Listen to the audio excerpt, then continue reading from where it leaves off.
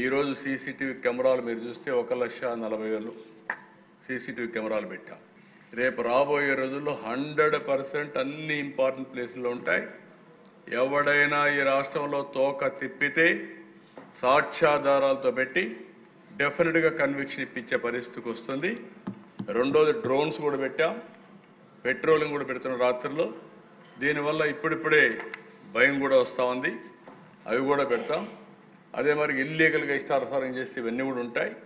ఇంకొక పక్కన ఇవన్నీ కూడా లీగల్గా కూడా మా వాళ్ళు కూడా పోలీసులు క్లియర్గా అడుగుతున్నా, ఏదైతే క్రైమ్ స్పాట్ని ప్రొటెక్ట్ చేసుకొని దాన్ని లాజికల్గా తీసుకునే పరిస్థితి రావాలి.